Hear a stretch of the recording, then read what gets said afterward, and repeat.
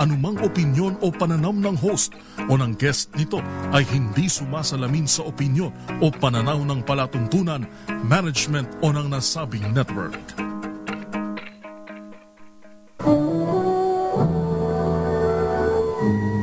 Kauna-unahan sa Pilipinas. Manila Broadcasting Company. DZRH, a proud member of MBC Media Group. Oras sa buong kapuluan, 6 na minuto na makalipas ang alas 4 na umaga.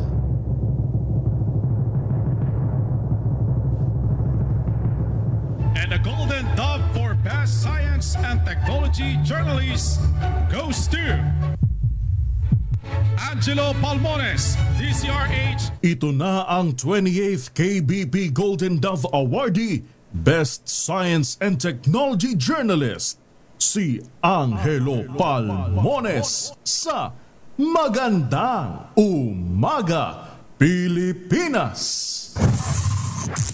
DZRH, Magandang Umaga, Pilipinas, sa DZRH Radio, DZRH TV at DZRH Online.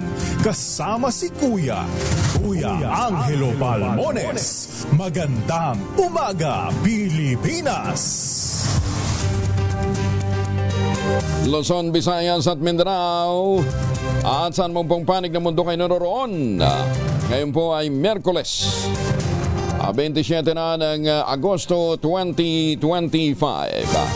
Nako, ilang araw na lang, bare months na ano ha. May sumisilip na. May sumisilip na si FB at gusto nang kumanta.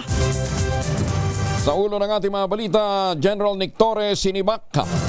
May bago ng pambansang o hepe ng pambansang pulisya sa katauhan ni General Nartates. DPWH engineer na nagtangkang manuhol sa magitong kongresista kinasuhan na, inaalok na maging state witness. Dahil sabi po ni Congressman Libiste, ito pong si Engineer Abel, phone lamang ng mas malaking isda. Sino ang naturang big fish? 12 taong kulong, 2 milyong pisong multa sa magpapakalat ng fake news, isinusulong ngayon sa Kamara. DA isinusulong naman na maibalik ang ilang kapangyarihan ng National Food Authority. Libre ng racket na pinakawala ng China, posibleng bumagsak sa Palawan at Basilan. Nararanasang malakas na pagulan, magpapatuloy dahil sa LPA at habagat ayon sa Pag-asa.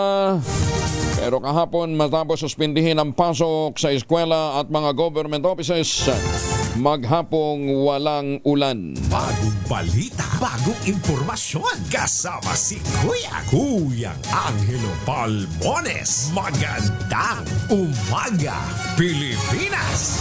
Kasama pa rin natin ang buong radyo natin FM nationwide, ang ating action radio station sa Luzon, Visayas at Mindanao. 91.7 BNFM Radio sa Cebu at 94.3 FM sa Jensan. Sa detalye ng ating mga balita, makararanas sa malakas na pagbuhos ng ulan ang malaking bahagi ng Luzon ngayong araw, epekto ng southwest monsoon o habagat at low pressure area malapit sa Bicol Region. Huling namataan ang naturang sama ng panahon malapit sa coastal waters ng Siruma, Camarines Sur. Ayon kay John Manalo ng Pag-asa, malaki ang tsansa na tumawid ang LPA sa Central at Southern Luzon bago magtungo ng West Philippine Sea. Sinabi ni Manalo na mula kahapon hanggang mamayang hapon ng Miyerkules, heavy to intense rainfall ang mararanasan sa Quezon Province. Epekto ito ng LPA habang moderate to heavy rainfall naman ang inaasahan sa mga lalawigan ng Cagayan, Isabela, Aurora, Nueva Ecija, Bulacan, Laguna, Camarines Norte at Camarines Sur. Samantala magdadala naman ang katamtaman hanggang may kalakasang pagbuhos ng ulan ang habagat na tatamayan sa Palawan, Occidental Mindoro at Antique. Apektado rin ang habagat ng Visayas, Mimaropa, Zamboanga Peninsula, Northern Mindanao, Bangsamoro, Autonomous Region, ang Soxargen at ilang bahagi ng Bicol Region. Suspendido ang klase sa ilang lugar sa bansa ngayong araw, August 27, dahil pa rin sa masamang panahon. Kabilang dito ang mga sumusunod, ang Bugasong Antique, all levels, public and private. Tobias Pornier sa Antique rin ito, O-Levels Public and Private. Suspendido rin ang klase sa Sipalay, Negros Occidental, O-Levels Public and Private, at sa El Nido, Palawan, O-Levels Public and Private. Samantala, nilinaw naman ng Department of the Interior and Local Government na wala itong inilabas na anunsyo ukol sa kanselasyon ng pasok sa eskwela at mga tanggapan ng gobyerno ngayong araw, August 27. Ayon sa DILG, tanging ang mga beripikadong website at official social media page lamang ng DILG, Office of the President, LGU, DepEd at iba pang may kaugnay na ahensya ang naglalabas ng kanselasyon ng klase at work suspension. Pinayuhan din ng DILG ang publiko na maging alerto, iwasan ang pag-share ng mga peking impormasyon. Pinag-aaralan na rin lang paghahay ng posibleng legal na aksyon laban sa isang social media page na patuloy na nagpapakalat ng mga peking advisories. Posibleng makaranas ng short-lived La Nina ang bansa sa susunod na buwan o sa pagpasok ng bare months. Ayon sa La Nina Watch ng Pag-asa, magdudulot ng above normal na dami ng pag-ulan at mas madalas na pagbagyo. Dahil dito posibleng magpalala ang mga pag-ulan sa panganib na dulot naman ng pagbaha at landslides sa mga flood-prone at mga landslide-prone areas na hindi na maprotektahan ng mga flood control kasi ala naman palang sapat na bakal. Pinaalalahanan din ng Weather Bureau ang lahat kaugnay ng mga kaugnay na ahensya ng gobyerno. Yan ng publiko manatiling alerto at palaging maging handa. Sa kasalukuyan, 9 na bagyo na ang nakapasok ng bansa. On the average, meron ho tayong mga 21 typhoons na nararanasan sa loob ng isang taon. Posibleng bumagsak sa karagatan ng Palawan at ng Basilan ang debris ng Long March 8A rocket na pinakawala ng China kahapon ng madaling araw. Ayon sa Philippine Space Agency o PhilSA, ang mga natukoy na drop zones ay ang El Nido, Palawan, Tumataharip Natural Park at ang Haji Mutamad sa Basilan. Bagamat hindi inaasahang tatama sa kalupaan, nagpaalala pa rin ang PhilSA na huwag pupulutin ang makikitang debris na posibleng mula sa Chinese rocket dahil nagtatagla ito ng nakalalasong residue tulad ng rocket fuel. May bagong hepe ang Office of Civil Defense. Kasunod ito ng pananumpa ni Undersecretary Harold Cabreros bilang administrator ng OCD sa harap ni Defense Secretary Gilbert Chidoro Jr. Pinalitan ni Cabreros si OCD OIC at Concurrent Deputy Administrator for Administration Bernardo Rapelito Alejandro Diport. Nagpahayag naman ang tiwala si Chidoro sa pamumuno at kakayahan ni Cabreros na pangunahan ng Civil Defense and Disaster Resilience Program ng bansa. Si Cabreros ay dating direktor ng Rehabilitation and Recovery Management Service ng Office of Civil Defense. Ililipat na sa New San Mateo Sanitary Landfill sa Rizal. Simula ngayong araw ang pagtatapunan ng mga basura na nanggagaling sa lungsod ng Maynila. Itong inanunsyo ni Manila Mayor Isko Moreno matapos makatanggap ng abiso mula sa MMDA kasunod ng pagsasara ng Nabota Sanitary Landfill. Ayon kay Moreno, pinaghandaan nila ito lalo pat malayo ang San Pedro o San Mateo Rizal mula sa Maynila at malaki ang gagastusin ng lungsod sa pagtatapon ng basura. Suspendido ng 90 araw ang lisensya ng driver na nang hit and run ng isang senior citizen sa Marikina City. Sa kuha ng CCTV, tumilapon ang 74 anyos na ginang makaraang masalpok na sasakyang minamaneho ng naturang driver. Ngunit sa halip na tumigil, humarurot ito ng takbo. Iniwan ng sagot ang biktima walang puso. Samantala, inilagay na rin sa alarm status sa sasakyang sangkot sa naturang insidente. Naglabas na rin ng show cause order ang LTO laban sa driver at sa registered owner ng naturang sasakyan. Pumanaw na sa edad na 91 si Judy Araneta Rojas, ina ni dating senador at dating Interior Secretary Mar Rojas. Sa Facebook page ng dating mambabatas, umaga ng Martes pumanaw ang kanyang ina, kapiling ang kanyang pamilya at mga mahal sa buhay. Kasabay nito nanawagan si Mar ng panalangin para sa pumanaw niyang nanay. Si Ginang Rojas ay may bahay ng yumaong si dating senador Jerry Rojas. Alas 4:15 ang oras sa buong Kapuluan ay mga misis. May araw si Mr. pag-uwi galing ng trabaho abay dalian sa germs sa katawan nila. Para labanan ng amoy araw at may pawis, gumamit ng Shield Bath Soap regularly. Unbeatable ang Shield sa paglaban sa germs versus another brand may shea butter. Pampalambot ang kutis sa presyong abot kaya 12.50 SRP.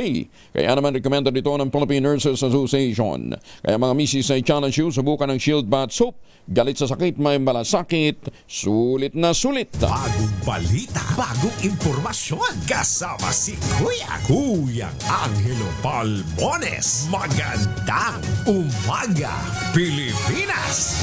At habang tayo po ay nagpapatuloy sa mga balita, eto muna ang ating chance na manalo ng 6,000 na pala, no ha? 6,000 po ang nag-iintay na premyo sa Mahiwagang Tunog. Mahiwagang Tunog!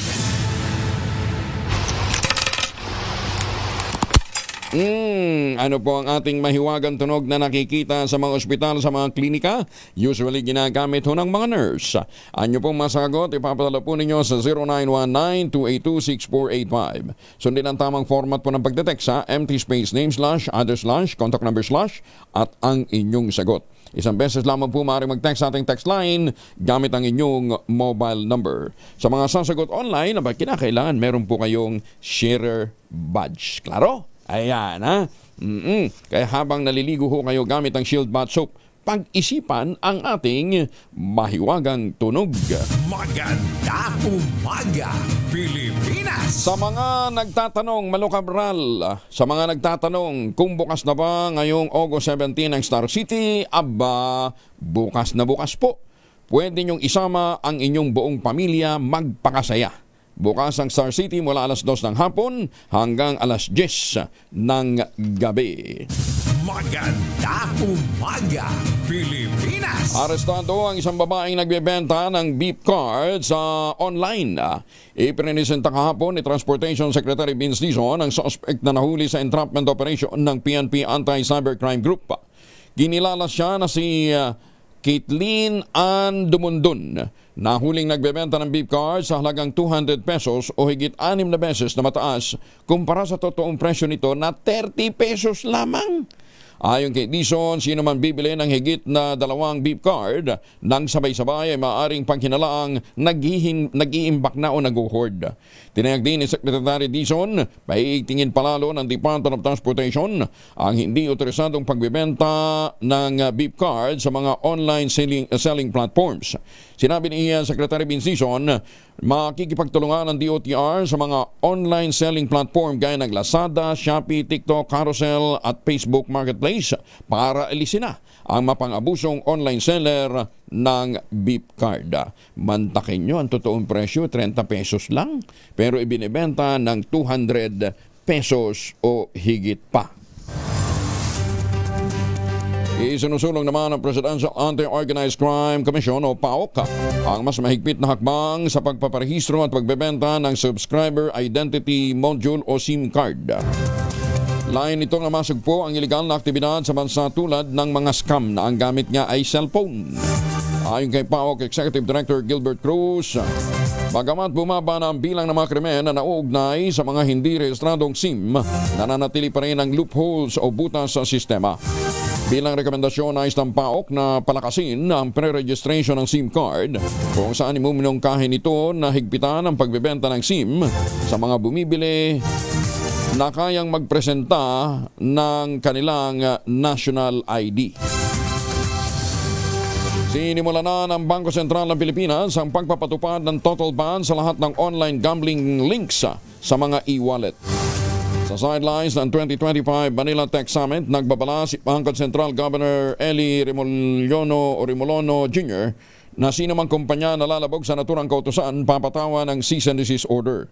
Gate ni Remolona, hindi papayagan ng Bangko Sentral na pumasok ang mga gambling merchants sa loob ng e-wallet apps dahil maaari itong magdulot ng money laundering at iba pang iligal na gawain. Paliwanag na opisyal, kung hindi kikilos ang Bangko Sentral, posibleng muling mapasama ang Pilipinas sa Financial Action Task Force o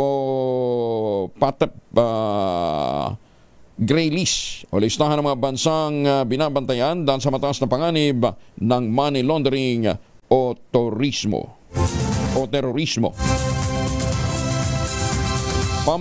pampaserong van inambush sa Gindulungan, Maguindanao del Sur. May 2 namatay at 6 ang sugatan. Detalye na balita mula kay Jun Di Makutak, Aris 19. Assalamualaikum, Brother Jun. Alaikum assalam, Kuyang Angel. Tinambangan ng mga armado itong isang pampasaherong kulay itim na van na may plakang MCV 4862 habang dumadaan sa bahagi ng Barangay Bagan, Gindulungan, Maguindanao del Sur. Sa 16 na sakay ng naturang van, 2 ang patay, 6 ang sugatan habang 8 pasahero ang maswerteng nakaligtas.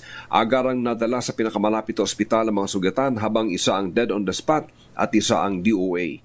Ayon sa Gindulungan Police Office, habang pinapuputukan ng van, tuloy-tuloy lamang umano ang driver sa pagmaneho hanggang sa makalayo sa mga armado at sa police station ng Datu Saudi Town huminto.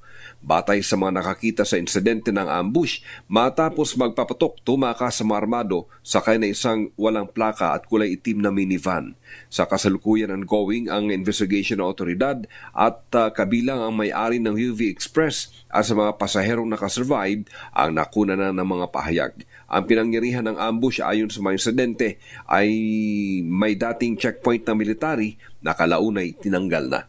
Mula sa Central Mindanao, RH19, Jun Di Makutak, DZRH, una sa Pilipinas, una sa Pilipino. Sukran, Jun. Maganda umaga, Pilipinas! 421. Oy, JR Nulo dyan sa New Jersey, US of A. Magandang umaga. Ganyan din kay Ma'am Evan Lang dyan sa Las Vegas. Good morning. Oras sa Pilipinas, 21, makalipas ang alas 4. Mga mamis, pwede tayo mag-laundry day today, ha? Kunot no ka ba kapag makapit, madikit at malupit ang mancha? All you need is pride. Ba't mapahirapan ang self kung sa pride, easy at worry-free naman ang laundry? Sa Triple Stay Formula, tanggal ang matitindi mancha based on tested chocolate, mud, and salmon and cotton. Gawa po ito ng ACS. Sinibak sa pwesto si Philippine National Police Chief General Nicolas Torre III. Pati ito sa isang sulat mula sa Office of the President na pirmado ni Executive Secretary Lucas Bersamin ang petsa August 25, 2025. Sa naturang dokumento, ipinapaalam kay Torre ang pagtanggal sa kanya bilang hepe ng pambansang pulisya. Ngunit hindi binabanggit sa naturang sulat ang dahilan ng pagsibak sa kanya. Binigyan din siya ng direktiba na maayos na i-turn over ang lahat ng mga dokumento at mga impormasyon na may kinalaman sa kanyang pwesto. Nangyari ang sibakan kasunod ng kontrobersiya kaugnay ng balasahang ipinatupad ni Torre na kinontra naman ng National Police Commission. Kasunod nito ang kasunod nito ang pag-utos naman ng NAPOLCOM sa pagbawi sa mga bagong appointment na ginawa ni Torre, kabilang ang paglilipat kay Lieutenant General Jose Melencio Nartates Jr. bilang Area Police Commander ng Western Mindanao at ang pagtatalaga kay Lieutenant General Bernard Banac bilang Deputy Chief for Administration. Higit ng NAPOLCOM, hindi dumaan sa unbank approval ng komisyon ang ginawang appointment ni Torre. Opisyal lang nanumpa bilang officer in charge ng pambansang pulisya si General Jose Melencio Nartates Jr. kapalit ni General Nick Torre. Ito ay sa pamamagitan ng Assumption Ceremony sa Cambo Crame kahapon kung saan nanumpa si General Tateng kung tawagin sa harap ni Interior Secretary Junvic Rimulya. Ilang oras lamang maraang masibak ng Malacanang si General Torre. Sa ilalim ng bagong liderato, tiniyak ni Nartates na lalabanan niya ang kriminalidad at ilegal na droga at isusulong ang moral at integridad ng hanay ng pambansang pulisya. Iginit din ni Nartates na ipagpapatuloy niya ang sinimulang 5-minute response ng dating PNP chief na si General Torre. Of course, even before the 5 minutes response or 3 minutes response or any response, we should respond to any distress call or call for help from our community. Yan naman ay part ng ating managing police operations, ating dati alampat si Batyan and then managing police operations and in-enhance natin. Samantala, mananatiling PNP OIC si Nartates habang hindi pa nagre-retiro si Torre dahil hawak pa rin ito ang 4-star ranka. Si General Nick Torre ay nakatakdang magretiro sa 2017 pa. Ganon siya katagal, kaya hinihimok nga siya na para magkaroon ng maayos na takbo ang hanay ng pambansang pulisya, mag-early retirement na at isuko na yung kanyang 4-star ranka. Pero ang pakiusap po ng mga pulis sa ground na General Nartates, i-review ninyo itong 5-minute response. Okay ito sa mga highly urbanized areas.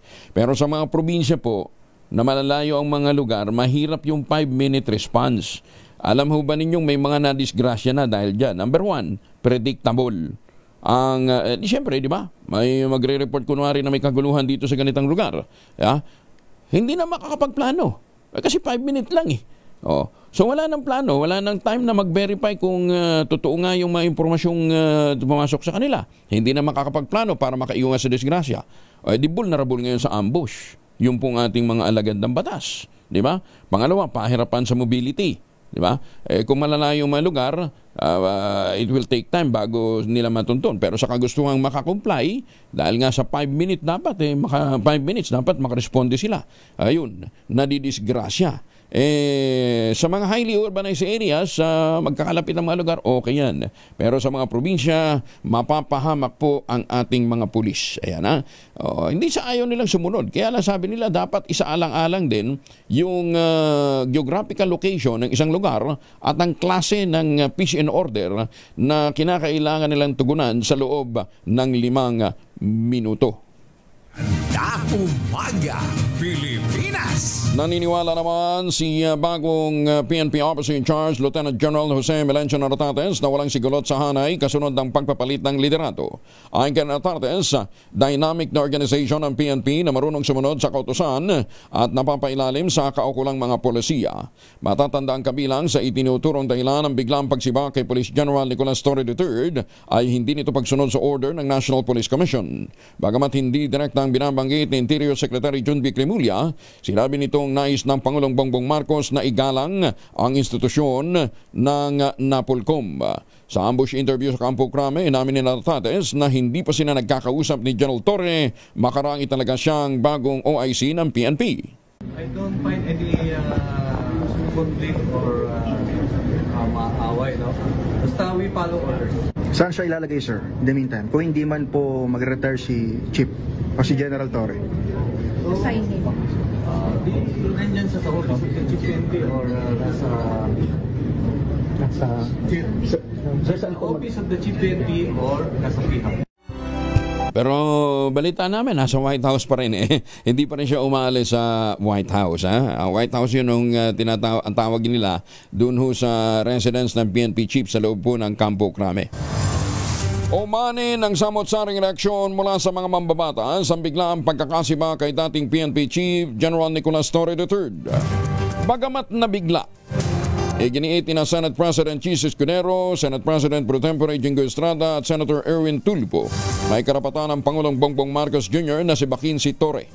Sinabi naman ni Senator Panfilo Lacson na lumagpas sa linya ang dating PNP chief at nang magkasi ito ng balasahan sa 13 senior PNP officials nang hindi sinasangguni sa DILG at NAPOLCOM. Samantala, ilang kongresista naman ang umalma sa naging pasya ng Pangulo, kabilang sina Akbayan Party List Representative Percy Sendanya at Mamamayang Liberal Party List Representative Leila de Lima. Giit ng mga ito sa halip na pagtuunan ng pansin ng mga tiwaling opisyal na nasa likod ng mga anomalyang flood control project na pagdiskitahan pa ang anyay tanyag, much appreciated at high-performing na PNP chief. Nilinaw naman Interior Secretary Jun B. Cremulya na walang nilabag na batas ang pagsibak kay Philippine National Police Chief General Nicolas Torre III.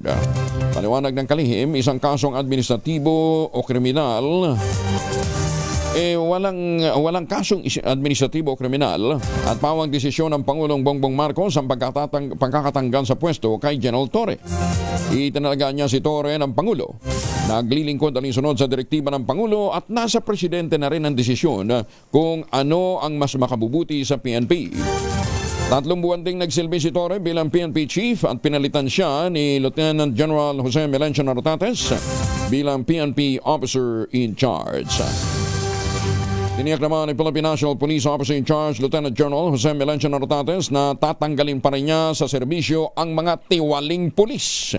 Sa isinagawang turnover of command ceremony sa Campo Crame, sinabi ni Nartates na ipagpapatuloy niyang masusing pagsubaybay sa integridad ng kapulisan sa lahat ng antas upang makuha ang tiwala ng publiko sa pulisya. Bago maging PNP OIC, nagsilbi si Nartates bilang Deputy Chief for Administration sa ilalim ni na PNP Chief General Romel Marbil at Nicolas Torre mula October 9, 2024 hanggang August 6, 2025. Binigyan ng isang buwan ng Pangulong Bongbong Marcos ang PNP Officer in Charge na si Lieutenant General Jose Melencio Nartates at ang DILG para magpresenta ng isang comprehensive citizen security strategy. Ito naman ang sinabi ni Secretary John Vic Remulla matapos na italaga si Nartates bilang OIC ng PNP. Kasunod ng pag-relieve kay PNP Chief Nicolas Torre sa pambansang pulisya.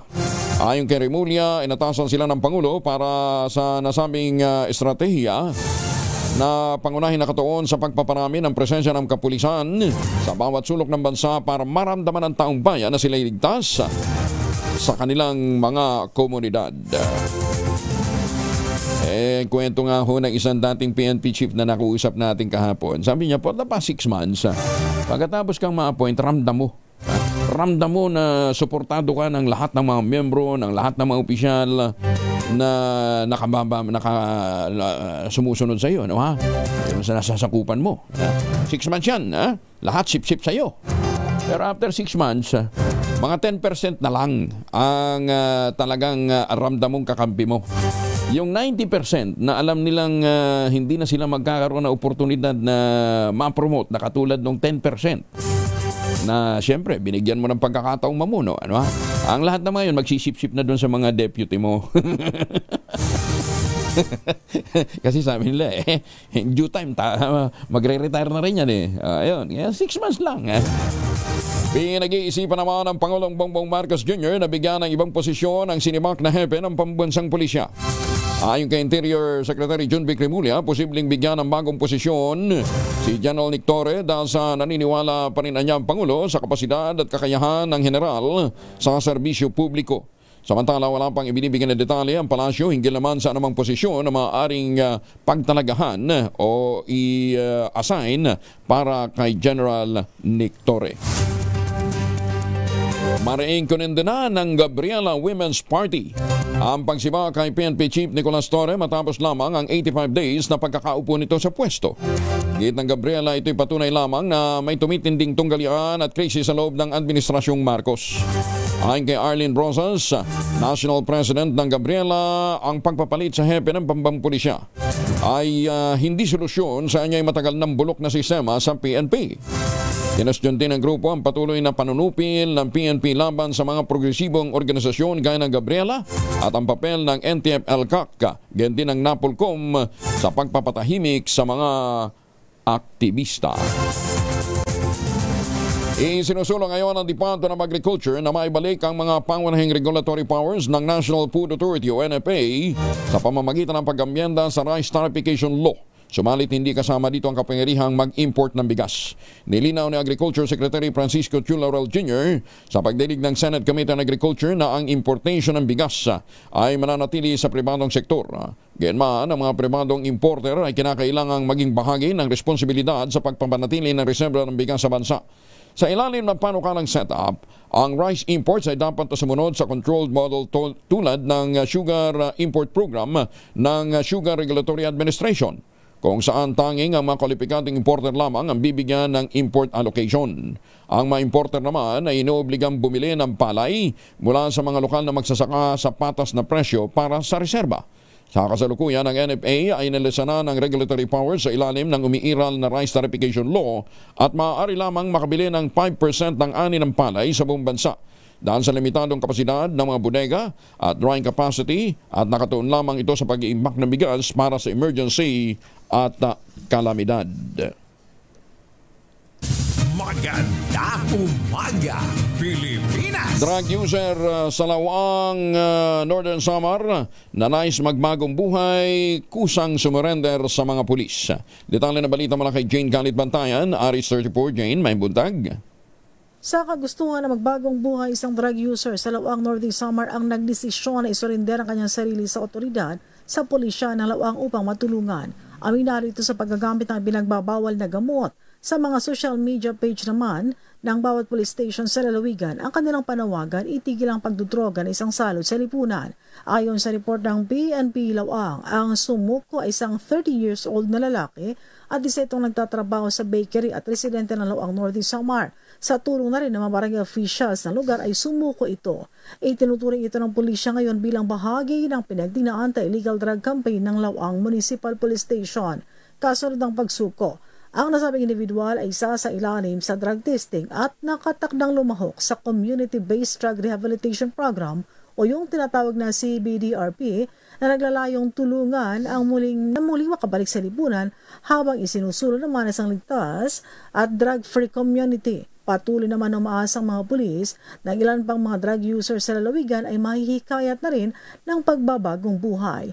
Nagpahayag naman ng pasasalamat ang PNP sa patuloy na suporta ng publiko sa kampanya laban sa iligal na droga. Mula sa Aksyon Radyo Katarman, RH34 Jane Galit Bantayan ng DZRH, una sa Pilipinas. Una sa Pilipino. Dagang salamat, Jane. Bagong balita, bagong impormasyon. Kasama si Kuya Angelo Palmones. Magandang umaga, Pilipinas. Sa mga seafarers natin na naglalayag ngayon at nakatutok sa ating programa, magandang umaga po. Kumusta na kayo, ha? At sa mga Pilipino dyan po sa Hong Kong, ha? Sa Taipei, Taiwan, Ohio gozaimasu, sa mga suki natin dyan sa Japan, good morning sa inyo, ha? Kung kayo ipabalik na ng Pilipinas, huwag nang magpasalubong ng imported na tsokolate. Meron po tayong tangerine chocolate. Ito po yung brand ng mga magnaniyog ng mga magsasaka dyan po sa lalawigan ng Quezon. Sa tulong po ni Dr. Helen Tan, yung po mga planting material ng kakao galing Davao. Hinakot po yan para maitanim sa ilalim ng mga nyugan. Kaya ngayon nagpo-produce na sila ng dekalidad na cacao beans pinaprocess para maging tangerine chocolate. Available sa 0919-095-5935. I-check din po ninyo sa tangerinechocolate.ph dahil may mahigit 10 variants ng tangerine chocolate na pwede ho ninyong pagpilian. Ang mga raw material niyan galing din sa ani ng mga magsasaka. Kaya sabi nga po ni Dr. Helen Tan, 100% gawang lokal, but taste and looks global ang tangerine chocolate. Kaya ipinagmamalaki hindi lamang ng mga taga Quezon, kundi ng mga Pilipino ang produktong gawang atin. Tangerine chocolate, 100% gawang Pinoy. Magandang umaga, Pilipinas. 37 makalipas ang alas 4, makukulong at magmumultahin ng malaki ang mga individual na sadyang magpapakalat ng maling impormasyon sa ilalim ng panukalang batas na muling inihain sa Kamara de Representantes upang matugunan ang problema ng online disinformation at fake news.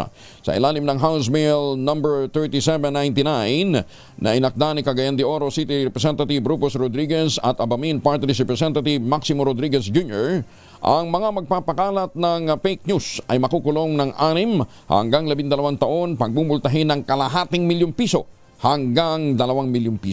Sa ilalim ng panukalang tinatawag na Anti-Fake News and Disinformation Act, ang jurisdiksyon sa ganitong mga kaso ay mapapasailalim sa mga regional trial courts. Ayon sa panukala, ang fake news ay tinutukoy bilang mali o mapanlinlang na impormasyong pinalalabas bilang katotohanan o balita na sinasadya at may masamang layunin na ipakalat upang linlangin ang publiko na maaaring magdulot ng kalituhan, magudyok ng galit o karahasan o makasagabal sa kaayusan ng publiko. Samantalang disinformation ay maling impormasyon na sadyang ipinakalat upang manipulahin o impluensya ng pananaw ng publiko, gayon din ang asal o mga polisiya. Binigyan din pa ng mga may akda na bagamat ginagarantihan ng konstitusyon ang kalayaan sa pamamahayag, ang karapatang ito ay hindi absolute, lalong-lalo na kung ang pahayag ay naglalagay sa panganib ng kaligtasan ng publiko o sa pambansang seguridad. Nagsampa na ng kaso ang kinatawan ng Batangas na si Congressman Leandro Leviste laban kay Public Works District Engineer Abelardo Calalo na nagtangkang manuhol sa kanya para harangin ang investigasyon sa manamalyang flood control projects. Kabilang sa mga kasong inihain ni Leviste sa Office of the Batangas Prosecutor Office ang direct bribery, corruption of public official at paglabag sa Anti-Graft and Corrupt Practices Act, gayon din ang paglabag sa Code of Conduct and Ethical Standards for Public Officials. Ibinunyag ni Leviste na higit 300 milyong piso kada taon ang sinasabing nakalang kickback mula sa mga proyekto ng DPWH para sa mga kongresista sa unang distrito ng Batangas. Sino man dating congressman ng 1st District ng Batangas? Ha?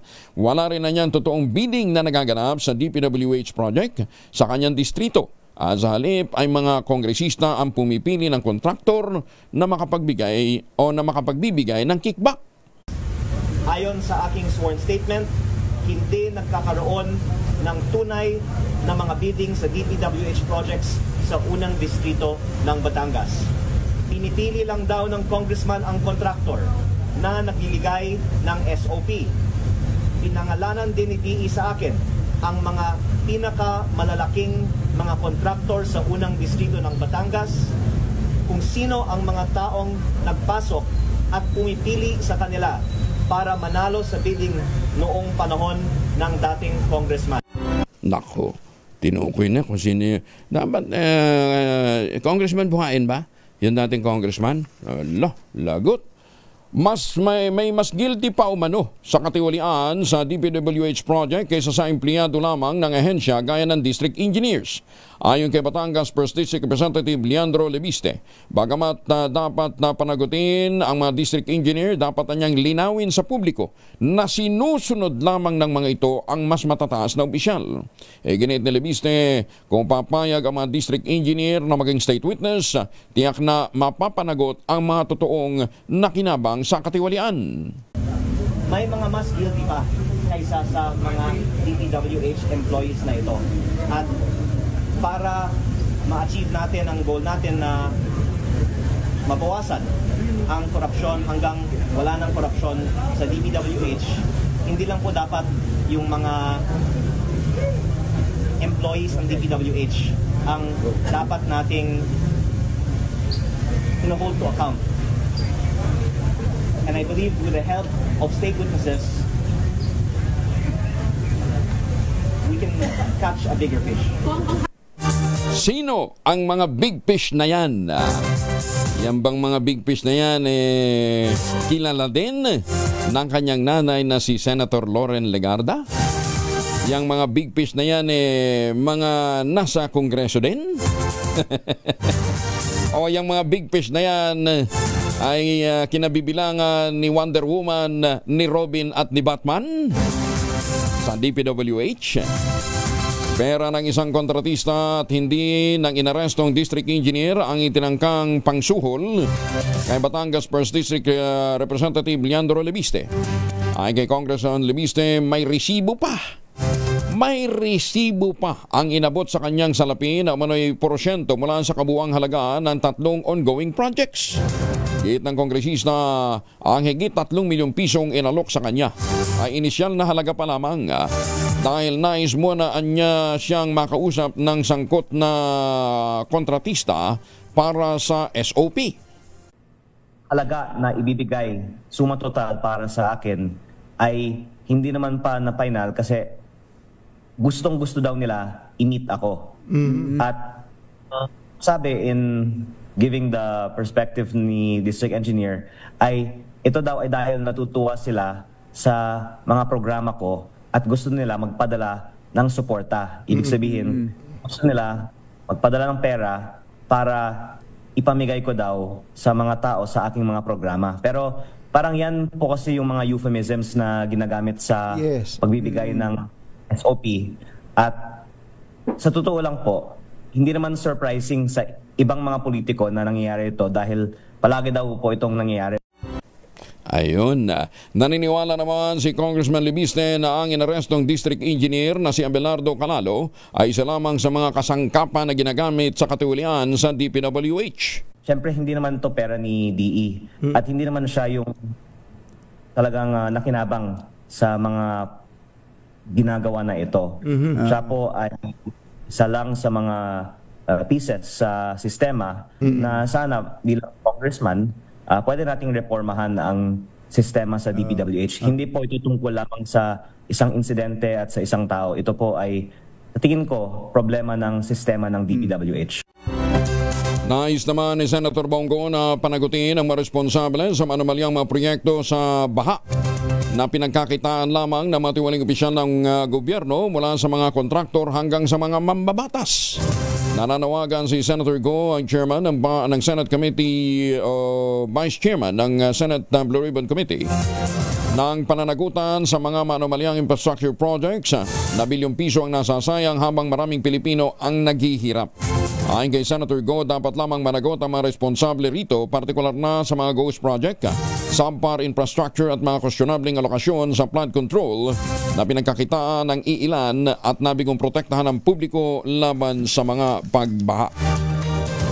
Tiniyak naman ng mga leader ng Kamara de Representantes na magiging transparent na, patas na ang isasagawang investigasyon kaugnay ng umano'y korupsyon, pag-aaksaya at substandard na implementasyon ng mga flood control project. Tugon ito sa matibay na direktiba ng Pangulong Bongbong Marcos Jr. na even a whiff of corruption or abuse of power must not be ignored. Ayon kay Deputy Speaker Paulo Ortega, kapag buhay ng taong nakataya, bawal ang palusot, bawal ang palakasan. Pinagtibay ng Kamara ang House Resolution 145 upang magsagawa ng joint investigation ng tatlong komite ng Kamara. Ito yung Public Accounts, Committee on Public Works and Highways at Committee on Good Government and Public Accountability sa manumalyang flood control projects ng Department of Public Works and Highways. Batay sa paunang ulat, humigit sa 500 billion. 500 billion ang inilaan mula 2022. Ngunit maraming komunidad sa Metro Manila at iba pang mga lugar sa bansa ang patuloy na nakalubog kapag malakas ang pagulan. Sa Malabon at Nabotas, nananatiling hindi pa rin naayos hanggang ngayon ang isang floodgate na nasira noong 2024 kahit nakalista itong completed na. Maganda umaga, Pilipinas! Ay, magandang umaga sa may-ari ng Legacy Construction Corporation. Delivery ba nahulog sa 100 metrong lalim ng bangin sa Bocod? Mayroong isang patay, isa naman ang sugatan. Detalye ng balita mula kay Romy Gonzalez sa RH41 ay Bagdabigat, Romy. Ay, magandang lakay, nasawi. Ang driver samantala nasugatan naman ang kanyang kasama matapos mahulog sa bangin ang sinakyan nilang delivery van sa North Luzon, ang Buklaw Road, Bukod, Benguet. Ayon sa report ng Bukod Municipal Police Station, nakilala ang nasawing driver na si Ace Gamueda Cerilo, 39 anyos at nakatira sa Holy Ghost Extension, Baguio City dahil sa matinding sugat sa ulo. Nakaligtas naman si Rhea Tangana Humiwat, 47 anyos, na residente ng Aurora Hill, Baguio City. Nakakilos itong si Humiwat at nakakyat sa kalsada kung saan mataan siya ng mga residente at kagad na nagpasaklolo. Ayon sa pulisya, nadulas sumanong sakyan dahil sa malakas na buhos ng ulan, dahilan para mawala ng kontrol ang driver at tuloy-tuloy na nahulog sa tinatayang 100 metrong lalim na bangin. Nag-deliver ng mga parcel ang dalawang biktima sa poblasyon Bukod, Benguet at pabalik na sana sa Baguio City nang mangyari ang naturang sakuna. Ito si RH41 Romy Gonzalez para sa DZRH. Una sa Pilipinas, una sa Pilipino. Maraming salamat, Romy. Just Gina, dalawang lalaki arestado matapos maaktuhan ng mga polis na nagsusunog ng tanso. Gagawing kalakal sa ibabaw mismo ng Bitas Bridge, dyan po sa Tondo, Maynila. Detalye na balita mula kay Boy Gonzalez sa RH29. Boy, good morning. Good morning, Kuya Angela. Nakakulong na ngayon ang dalawang lalaki matapos maaktuhan na nagsusunog ng tanso sa ibabaw ng Bitas Bridge sa Barangay 130, Tondo, Manila. Kinilala naman nila pulis kasi mga suspect na sina Christian Atanasio at Leonardo Eragiel, kapwa nakatira sa Barangay 129, Balot, Tondo. Ayon kay Police Lieutenant Colonel Ronald De Leon, hepe ng Raxabango Police Station 1 ng MPD, na mataan ng mga nagpapatrolyang pulis ang dalawang habang nagsusunog ng tinatayang halos 3 kilo ng tanso. Dapat nilang ikinakalakal na harap ang mga suspect sa kasong paglaban sa Section 48 Republic Act 9003 o Ecological Solid Waste Management Act of 2000. Ito si Boy Gonzalez para sa DZRH, una sa Pilipinas, una sa Pilipino. Maraming salamat, Boy Gonzalez. Samantala, 4:48 ang oras sa buong kapuluan. Hindi binibigay ng PAGCOR ang pampremyo sa mga menor de edad at mga empleyado ng gobyerno na mapapatunayang nanalo sa mga lisensyado nilang online gambling platforms. Ito ang kinumpirma ng PAGCOR chairman na si Al Tenco sa budget hearing ng Kamara alinsunod sa mga pinatutupad na polisiya ng PAGCOR. Sa katunayan ay kay Tenco, 180 million pesos na papremyo ang hindi nila ibinigay mula Enero hanggang Hunyo ng taong kasalukuyan matapos na matukoy na hindi sumunod ang mga ito sa mga polisiya na lalo na doon sa mga betor na nanalo na. Maganda umaga, Pilipinas! 49 makalipas ang alas 4 ng umaga, ang lakad natin ngayong araw na ito, proteksyonan natin ating sarili laban po sa may mikrobyo. May dalawang formulation ng family alcohol na pwede natin pagpilian. Yung family 70% isopropyl alcohol, especially prepared for clinics, hospital, pharmacies, laboratories, pero okay na okay din po yan sa mga households. Very effective sa disinfection at sterilization. Ganyan ang bagsik ng family 70% isopropyl alcohol. Maghapon man natin gamitin, no problem. Hindi po manuno yung ating mga kamay dahil meron po itong moisturizer. Yun namang mabangong Family Rubbing Compound Improved Cologne. Yan po yung mabangong isopropyl alcohol na ginagamit po ng mga masahista, mga barbero, mga doktor, mga nurse, mga kabadrona for sponge bathing and other cleansing purposes. Family Rubbing Alcohol parang di siya reachable na sa mahabang panahon. Mabibili sa namang butik at convenience stores nationwide. Family Rubbing Alcohol hindi lang pampamilya, pang sports pa. Maganda umaga, Pilipinas! Alas 4:50. 4 ng umaga, 3 drug suspect arestado. May nakuha pong 17,000 worth ng shabu sa Morong, Bataan. Detalye na balita mula kay Danny Kumilang, RH37. Danny, good morning. 3 suspect sa illegal na droga ang naaresto ng Morong Municipal Police Station sa isinagawang bypass operation pasado alas 12:50 ng madaling araw, August 26, 2025 sa Zamora Street, Barangay Poblacion, Morong, Bataan. Nakumpiska sa operasyon ang tinatayang 2.6 gramo ng hininalang shabu na may halagang 17,680 pesos. Ang operasyon na isinagawa ng Station Drug Enforcement Unit sa pamumuno ng Bataan Police Provincial Office sa ilalim ng pamumuno ni Colonel Martis A. Salvadora, Provincial Director. Kasalukuyang nasa kustodiya na ng Morong PNP ang mga naaresto suspect at ang mga ebidensya para sa kaukulang dokumentasyon. Sila ay kakasuhan sa paglabag sa RA 9165 o ang Comprehensive Dangerous Drug Act of 2002. Patuloy ang mahigpit na kampanya ng Bataan PNP laban sa illegal na droga upang mapanatili ang kapayapaan at kaligtasan ng mga mamamayan. Danny Kumilang, RH37, DCRH, una sa Pilipinas, una sa Pilipino. Maraming salamat, Danny. May paabak kay kayungan sa ating mga kababayan dyan po naman sa Pampanga. Samantala, lalaki na dati na nakulong dahil sa illegal drugs, arestado na naman sa bypass operation. Yan po sa Dagupan City. Detalye ng balita mula kay Freddy Fardo, RH38. Masantos siya kabasan ni Chekamin sa ating mga kababayan dyan sa Pangasinan. Freddy. Masantos siya kabusan Kuyang Angel. Balik kulungan ng isang tulak ng illegal na droga na tricycle driver na sostong gulang at residente ng Barangay Mayumbo, Dagupan City. Sa ulat ni Dagupan City OIC Chief of Police Lieutenant Colonel Lawrence Kate Calob, nagsagawa ng operasyon ng kanyang mga tauhan sa Special Drug Enforcement Unit kahapon sa Barangay Pantal laban sa suspect, kung saan isa sa mga pulis ang nagkunyaring bayar at binenta ng suspect ng isang plastic sachet na naglalaman na hinihinalang shabu kapalit ng mark money at agad siyang inaresto. Ang nakumpiskang illegal na droga sa suspect ay may timbang na 3 gramo at may extra drug price na 20,400 pesos. Nasamsam din dito ang mark money at isang plastic sachet na naglalaman naman ng pinatuyong dahon ng marijuana na nagkakahalaga ng 432 pesos. Nabatid ng suspect ay dati na rin nakulong dahil sa illegal na droga na nakalaya lamang ito dahil sa free bargaining. Kasong paglabag sa Republic Act 9165 o the Comprehensive Dangerous Drug Act of 2002, ang kasong kinakaharap muli ng suspect na nasa kustodiya ngayon ng Dagupan City Police Station. Mula sa Action Radio Pangasinan, ito si Freddy Pajardo, RH38, nag-uulat para sa DCRH, una sa Pilipinas, una sa Pilipino. Maraming salamat, Freddy. Samantala, pinalawak pa ng SM Investment Corporation ang mga inisyatiba nito sa paggamit ng renewable energy sa pamamagitan ng kanilang power unit na Philippine Geothermal Production Company o PGPC. Ayon kay SM Investment President at CEO Frederick Dibuncio, pinagtutuunan nila ang produksyon ng geothermal energy at itinuturing nilang pawang responsibilidad at oportunidad ang renewable energy para suportahan ang energy transition ng bansa. Sa katunayan, nakapaghukay pa ang PGPC ng bagong 3 balon sa Mount Malinaw dyan po sa Albay. Isa ito sa 5 bagong concession areas na inaasahang makalilikha ng 49 megawatts ng geothermal power. Sa kasalukuyan, nag-ooperate na ang PGPC ng Tiwi Steam Field sa Albay at yung Macban Facility sa Laguna at sa Batangas. Ayan, ha? Tama naman ho talaga na mag-invest ho tayo sa renewable energy, ano ha? At isa pang magandang investment ay yung pagbili ho ng libro. Bagamat ngayon usong-uso na po ang online online platform ng pagbabasa, ano ha? Mahalaga pa rin yung meron kang library sa bahay. Sabi nila, ang garden na walang bulaklak ay walang silbi. At ang bahay na walang library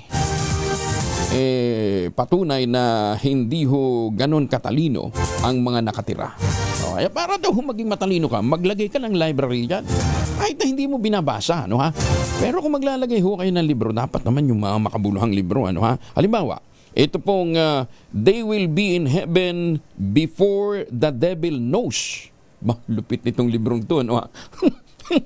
Ang author po ng libro na binabanggit natin ay magkakaroon ng launching, book launch sa September 11. September 11, parang memorable dito, no? September 11, ha? Dito po sa Conrad, Manila. At makakasama ho natin siya ngayon, si Dean Amado Valdez. Justice, magandang umaga ho sa inyo. Long time no hear. Kumusta na ho kayo, ha? Magandang umaga. Kung meron lang akong idadagdag sa sinabi mo, kulang eh. Bakit? Ano yung kulang? Ano po? Anong kulang? Bumatang Justice. Yung libro kulang yun eh. Kailangan makinig ng maagang-maaga kay Angelo Palmones. Bakit? Teka muna. Alam mo, kay Congressman Angelo Palmones. At matututo, maski hindi na magbasa ng libro. Pero teka muna, Justice. Ano man, naintriga ako dun sa libro eh. They will be in heaven before the devil knows. Contractor ba ito? They already in heaven. Ano ha? Di ba yung mga contractor natin at saka yung mga contractor at saka yung mga kontratista, mga kontratistang naging contractor, kongresistang naging contractor, they already in heaven, before the devil knows. Kaya ngayon lang sila hinabol. Kidding aside, what is the book about, Justice? Ang totoo niyan na tungkol sa mga abogado ito, Kuya Angelo. Okay. Sila yung victim ng injustice. Wala pang nagsusulat ng libro na ang abogado ang victim ng injustice. Kaya magiging curious yung mga lawyer, mga kasama nating lawyer, at saka yung mga naniniwala at nagagalit sa lawyer na ang lawyer pala ay magiging victim din ng injustice. Oo. Hindi, alam ko maraming lawyer na victim ng injustice pag nasa loob sila ng bahay kasi mas matapang si Mrs. Isa na ako ron, sir.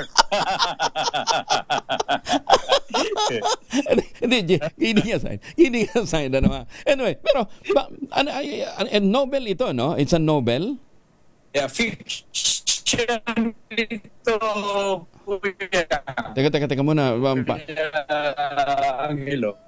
Justice, sandali at pumapangit yung linya natin eh. Napag-usapan lang ang devil, biglang pumangit yung linya natin. Kala ko magaganda na yun. Okay, anyway, so baka naman sila masyadong mabigyan na kagad kung ano nilalaman ng libro. Basta, ang sinasabi ho natin, the book is about the life of lawyers. Ganun ba yun, Justice? At mamahalin mo ang profession mo dahil sa pupunta ka sa langit eh. Huh? Maging victim ka ng injustice. It's just an exaggeration, pero yung kasing isa sa mga abogado dito, siyang first Filipino Pope eh. O kasi sabi nila, O sabi nila, Justice, walang abogadong napupunta sa langit kasi tinuturuan yung kanyang kliyente magsinungaling eh. Ito, binago ko yung narrative na yon, Kuya Angelo. Naging pope yung isa, magkakaibigan, nagsimula sila pare-pareho sa simula. Tapos yung naman naging Pangulo ng Pilipinas. At yung isa naging Chief Justice. So ito yung story ng kanilang career. At may mga issue sa buhay nila. Laban-laban sila at the beginning, but in the end magkakasama sila sa pakikipaglaban. Sa isang issue na gusto kong maintindihan ng taong bayan na panahon na para pag-usapan ng taong bayan yung issue ito, whether manatili pa rin na part ng ating institution o hindi na. So, ayaw kong i-explain ng detalye yan para magkaroon ng curiosity yung mga kababayan natin. Sa lahat ng mga abogado, inaanyayahan kayo dito po sa book launch na ito, September 11, alas 11 ng umaga, dyan po sa Conrad, para po sa book launch ng librong They Will Be in Heaven Before the Devil Knows. Na ilang taon mo to sinulat, Justice? Sandali lang yun, sir. Sandali lang. Sandali lang. Kasi nga, yung mga incident dyan ito yung mga naobserbahan ko, nakita ko. So, finictionize ko na lang para hindi ma-identify kung sino-sino. Pero kung babasahin mo yon, parang si ganito ito. Parang kilala ko ito. Okay. Pero sa SMX kasi kasamang Angelo, Congressman. Sa SMX, merong trade fair sa 11 sa September. Kaya kung gusto nila, pumunta na sila doon at mag-book signing tayo doon sa trade fair. At doon nila makikita yung libro. Okay. So bukod sa launching, meron book signing SMX dyan po sa MOA September 11 din. Ayan. Yes. Okay. Sir. Anyway, nice to see you again, Justice. Looking young, ha? Nagpa-stem cell ka ba? Parang nag-ibang aura mo eh. Natural yan, sir. Natural yan. Ginamit ko lang yung mga napakinggan ko sa science program mo. Sige, kumusta kay Ma'am, ha? Salamat, Barong. Salamat kay Ma'am. Kumusta kay Ma'am, ha? Yung totoong tigre sa inyong bahay, ano, ha? Wala na si Ma'am, wala na. Wala na ba si Ma'am? 2024. Naroon siya ng 4-stage cancer. Lung cancer. Kaya 2024, mga 1 year na yon. But she had good memories doon sa ating teleradyo nung araw. Yes. Anyway, Justice, may apologies for asking that. Pero she's happily looking, she's happy, very happy, for sure, na nakikita ko kayo ngayon na mag-book launch nito pong inyong sinulat na libro. Thank you, Justice. Thank you for joining us. I think she lives in our memory. Nothing to apologize. Thank you very much. Thank you, Justice. Ang isa pong veterano, magaling na abogadong si Justice Amado Valdez. Ayan, alala ko tuloy yung kwento. Sabi ng isang batang lawyer, anak siya ng abogado eh. Sabi ng batang lawyer, kapapasa ng bar exam. Sabi niya, Dad, yung kasong mga hawak mo, manahin ko na lang. Sige. Itong kasong ito. 20 years ko itong hinawakan, anak, ha? Ikaw na bahala rito. After 1 month, sabi sa tatay niya, Tay, mas magaling ako sa'yo. Bakit? 2 hearing lang. Tapos na yung kaso. Ayun. 2 hearing lang. Tapos na, Dad, yung 20 years mong hinawakan. 2 hearing lang. Tapos na yung kaso. Sabi sa kanya ng tatay niya, Nak, hindi ka magaling na abogado. Bakit? Yun yung nagpaaral sa iyo eh. Maganda umaga, Pilipinas! Joke lang yun. Kayo naman. 4 na minuto na makalipas ang alas 5 ng umaga. Goes to Angelo Palmones, DCRH. Ito na ang 28th KBP Golden Dove Awardee, Best Science and Technology Journalist, si Angelo Palmones sa Magandang Umaga, Pilipinas. DZRH, Magandang Umaga Pilipinas, sa DZRH Radio, DZRH TV at DZRH Online. Kasama si Kuya Angelo Palmones. Magandang Umaga Pilipinas. Miyerkules nga po tayo ngayon, August 27, 2025. Si Ma'am Rhea Torres ng Pag-asa, kasama na natin. Ma'am Rhea, good morning. Good morning po, Sir Angel. Good morning po sa ating mga taga-subaybay sa maging lagay po ng panahon natin ngayong araw. Sa kasalukuyan po, dalawang low pressure area ang minomonitor po natin na pareho pong nasa loob ng ating area of responsibility.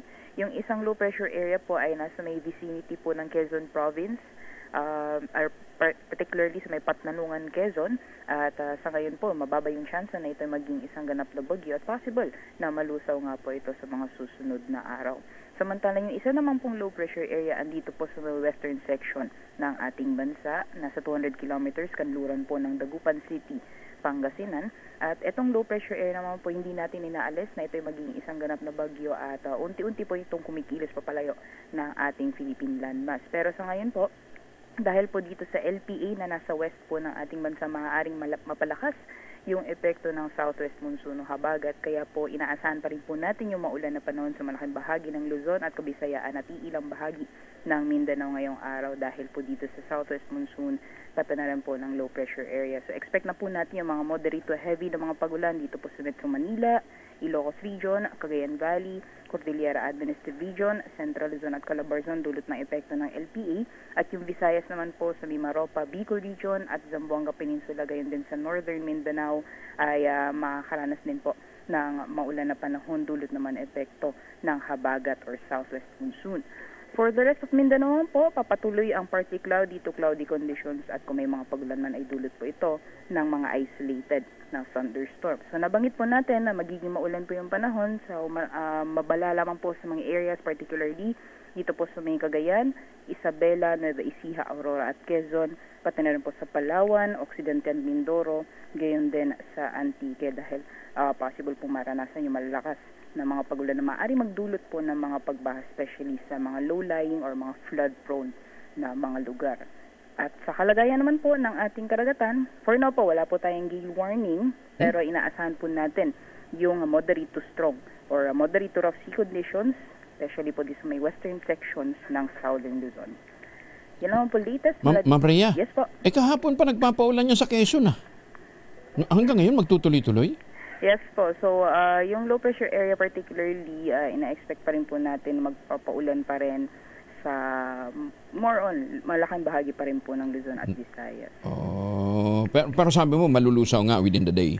Hopefully. Yes po. Possible po within the next, kung hindi po ngayon, possible po tomorrow. Tomorrow. Okay. Ang daming cloud cluster. Yes po, tama po. Anyway, Ma'am Rhea, maraming salamat Ingat po kayo. Thank you. Maraming salamat po. Good morning po. Si Rhea Torres mula po sa Pag-asa. Ingat po tayo. At sa mga taga Quezon, ingat kayo dahil patuloy pa rin po mararanasan ng mga pagulan dyan. Island Garden City Samal Mayor Kumil. Ano yun?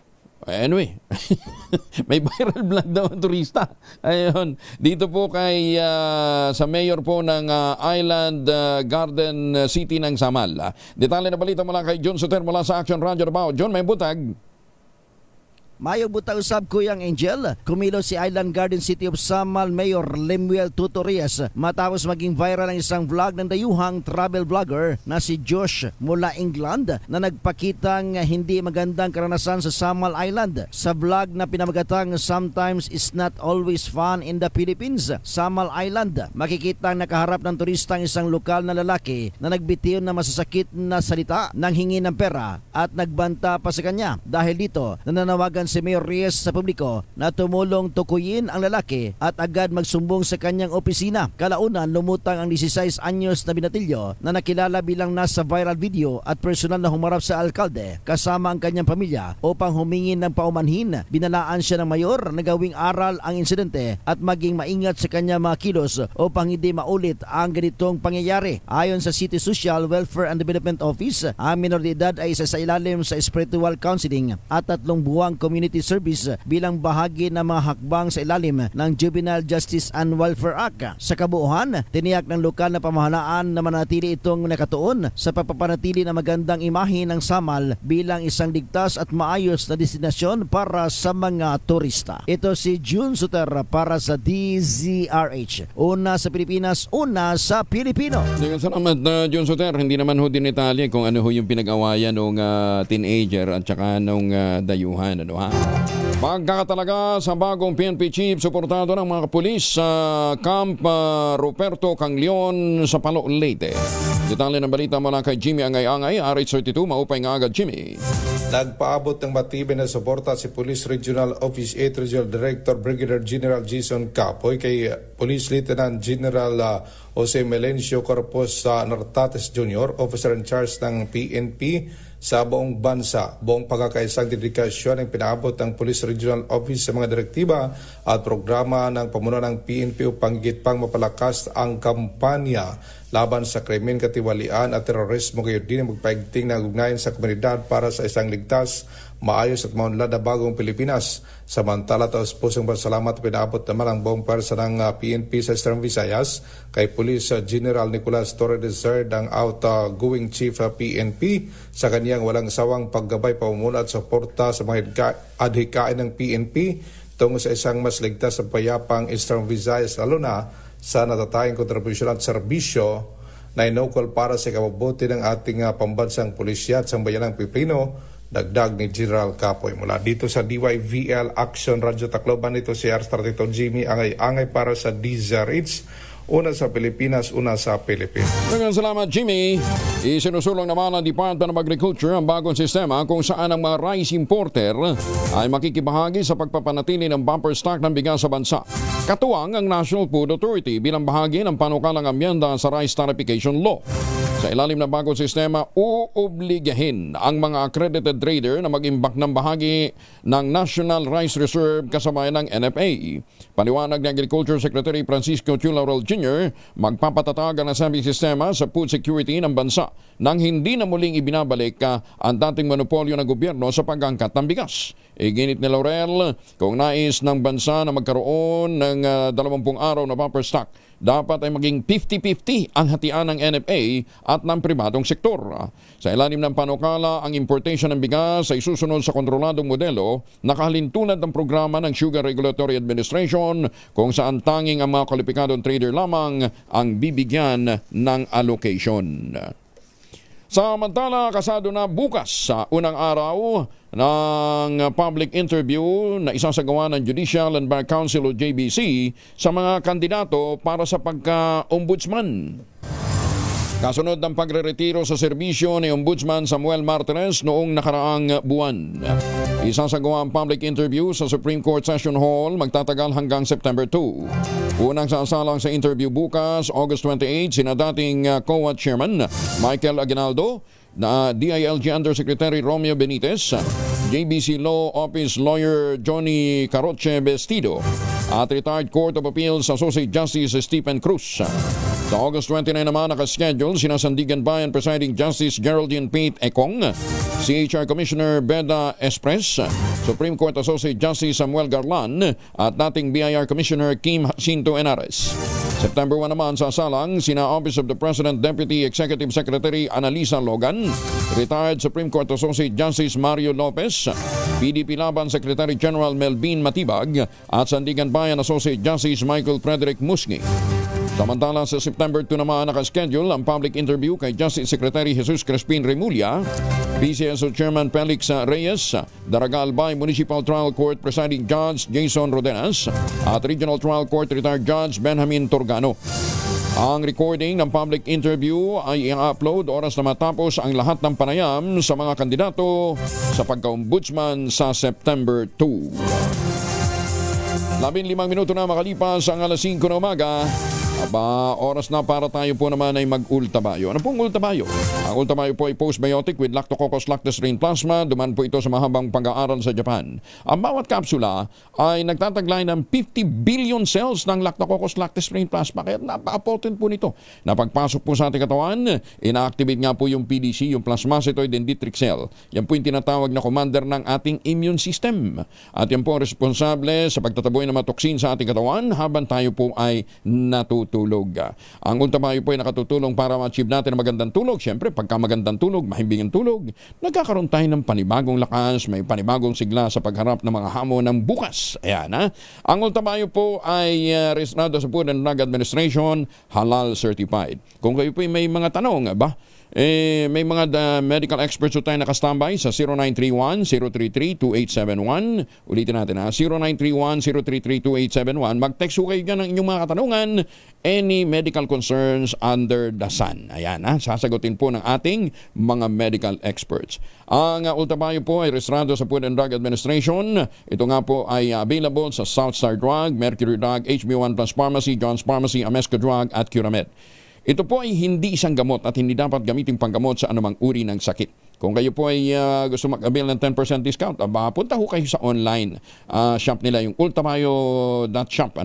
At i-click po ninyo yung QR code, gamitin ang code na Kuya Angel, matik yan, 10% discount. 17, makalipas ang alas 5 na umaga.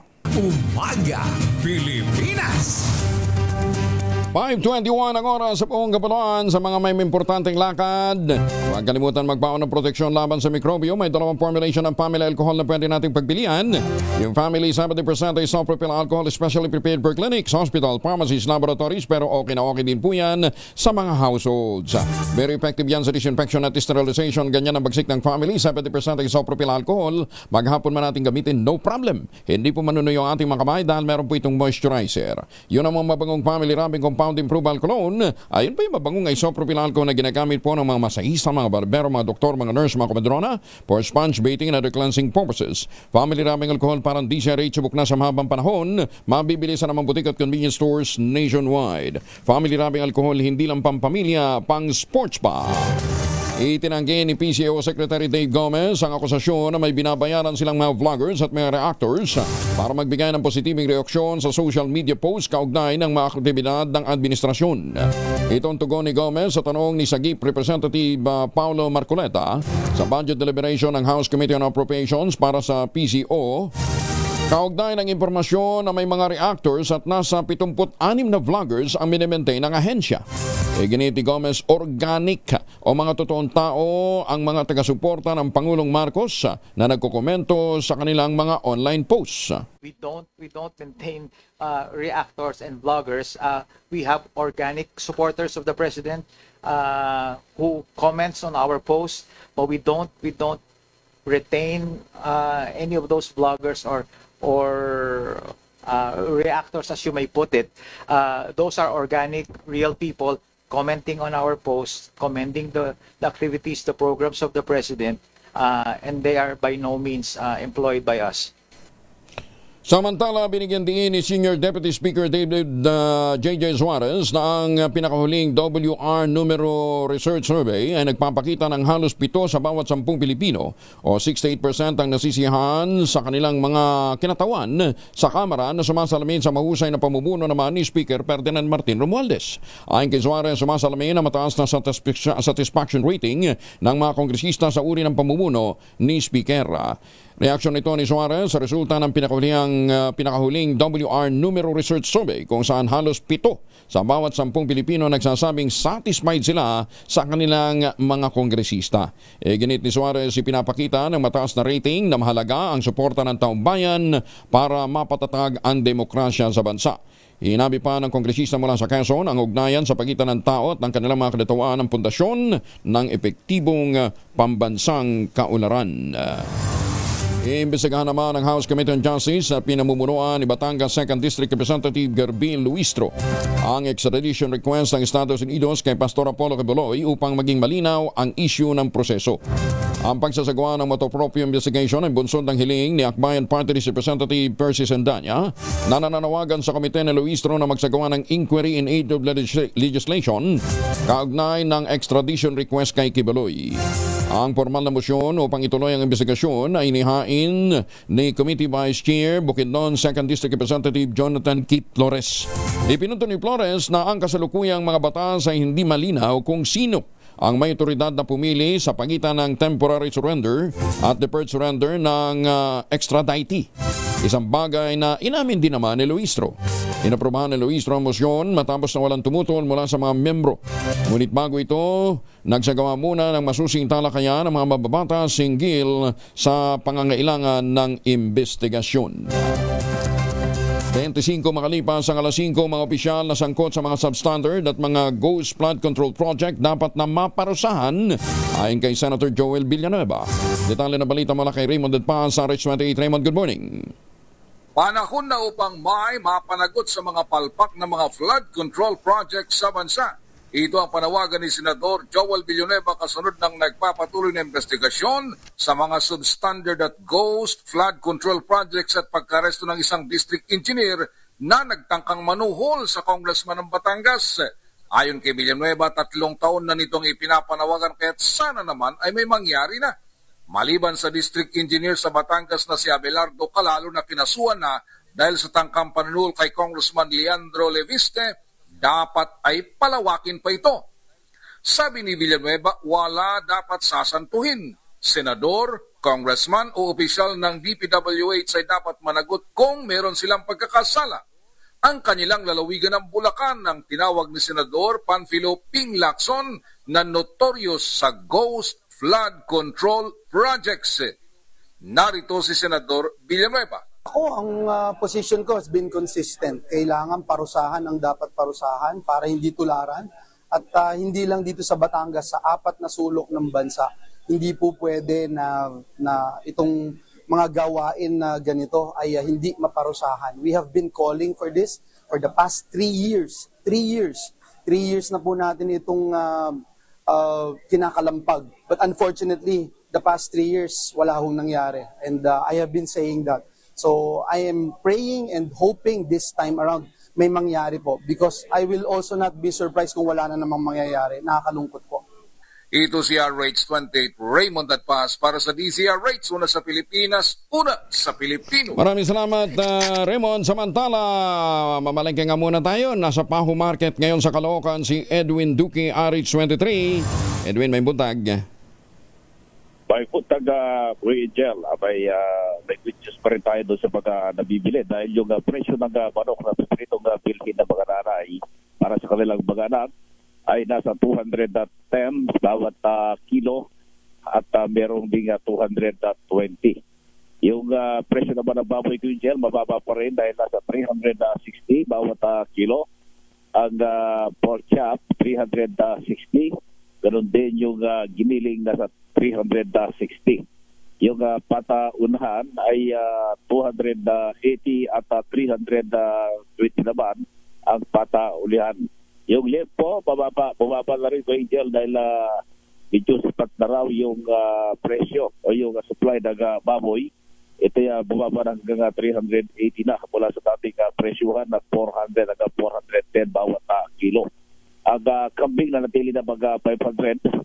Habang sa presyo naman ng mga isda, itong bagos, bumaba ng bahagya lang, no? Siguro nasa 310 at meron na rin nagbebenta ng 300 pesos at meron na rin 280.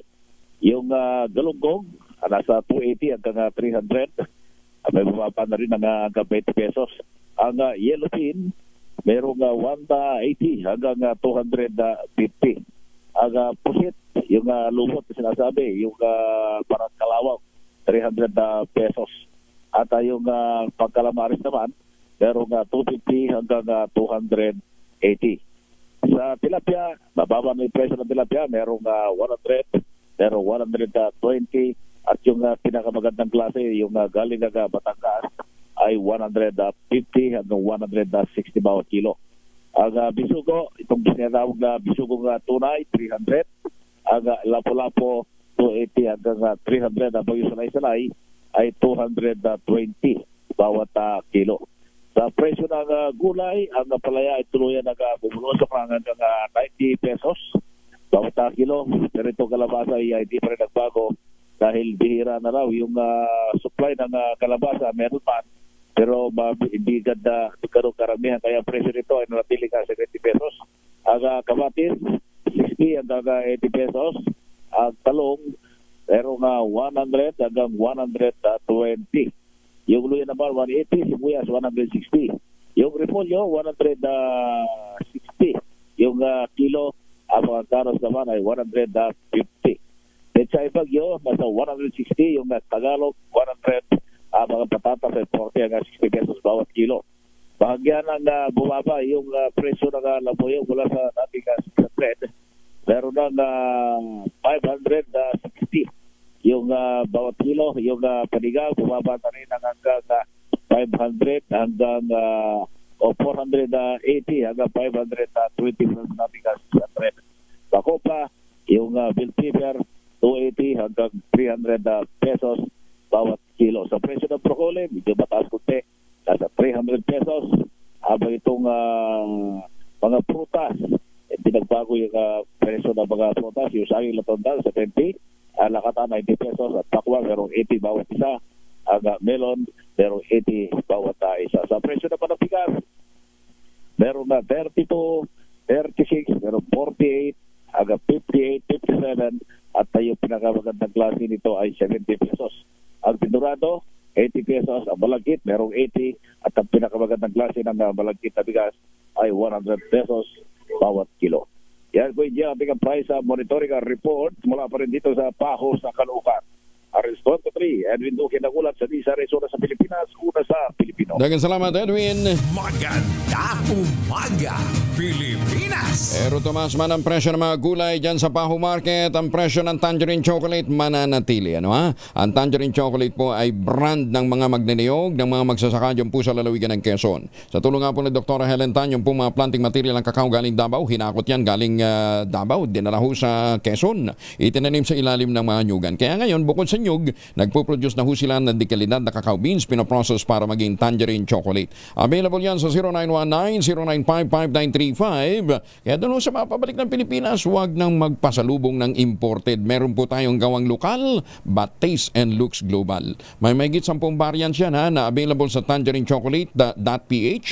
Ang mga raw material galing din po sa ani ng mga magsasaka. Ang sabi nga po ni Dr. Helen Tan, sino bang magmamalasakit sa Pilipino kundi ang kapwa Pilipino? Kaya sa bawat tangkilik natin ng tangerine chocolate, pinalalakas natin ang loob ng ating mga magsasaka, pinalalakas natin ang ating lokal na ekonomiya. Tangerine chocolate 100% gawang atin. Kaya sabi ni Dr. Helen Tan, sana ating tangkilikin. Maganda umaga, Pilipinas! Sa mga nagtatanong, bukas po ang Star City ngayong araw na ito, August 27, alas 2 ng hapon hanggang alas 10 ng gabi.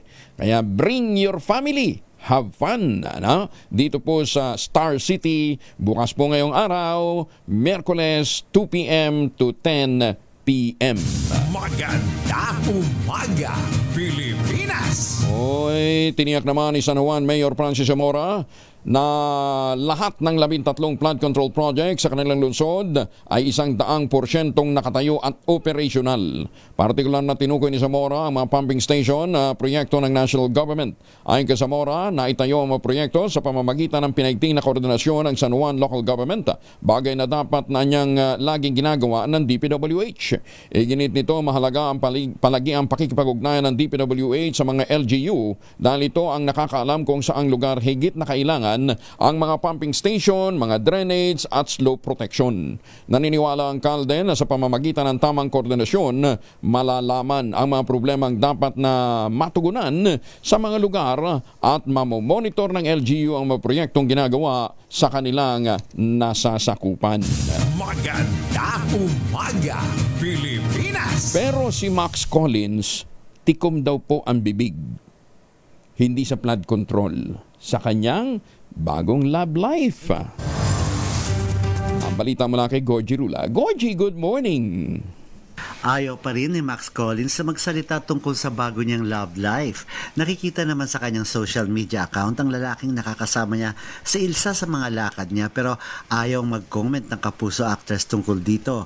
Kamakailan lang ay nag-post siya uli, nakuha sa isang isla na may hatak-hatak siyang kamay ng isang lalaki. Inassume ng lahat na itong boyfriend ang hinahatak niya. Ayon sa ilang napagtanungan namin, isang mayamang Spanish businessman daw itong bagong karelasyon ni Max, pero ayaw itong kumpirmahin ng aktres. Ayaw niyang mag-comment kapag tungkol sa love life ang aming mga tanong. Sinabi naman niyang kung sakaling magkaka-love life daw siya, ay mas gusto niyang tahimik lang at hindi niya ito isa sa publiko. Pribado naman daw itong lalaki at mas gusto niyang ang trabaho na lang niya ang pag-uusapan. Maayos naman ang relasyon ngayon ni Max sa dating asawa niyang si Pancho Magno at okay daw sila bilang magulang sa anak nilang si Sky. Wala raw silang problema sa co-parenting nila sa kanilang anak. Gorgie Rula po nag-uulat mula sa showbiz ng DZRH. Una sa Pilipinas, una sa Pilipino. Maraming salamat, Gorgie. 35 na makalipas ang alas 5 na umaga. Umaga, Pilipinas. Dahil malakas ang kakong makinig sa DZRH, malakas ka rin sa amin. Itodo nyo na ng malakasan ang inyong radyo at makakaina ang matyempohan ng aming roving reporter na nakikinig o nanonood sa DZRH. Instant, mananalo ka ng malakasang 1,000 pesos sa DZRH Malakas Promo. Atid sa atin ang kauna-unahang radyo sa Pilipinas, DZRH. Una sa Pilipinas, una sa Pilipino. Ala, sige, yung mga residente dyan po sa Santa Ana, Maynila, partikular na sa 787 Pabye, tama ba ito? Pabye? 787 Pabye Estate, dyan po sa Santa Ana, Maynila. Lakasan nyo ng mga radyo, telebisyon, nag-iikot dyan si Sherwin Alparo. Pangulong BBM natasan ang PNP, DILG, bumuo ng Comprehensive Citizen Security Strategy. Ano yung strategy na yan? Alamin natin mula kay Edniel Parosa, RH52. Edniel, good morning. Kuya Angel, marching order ni Pangulong Bongbong Marcos sa bagong talagang PNP officer in charge na si Police Lieutenant General Jose Melencio Nartates Jr. ang bumangkas ng Comprehensive Citizen Strategy.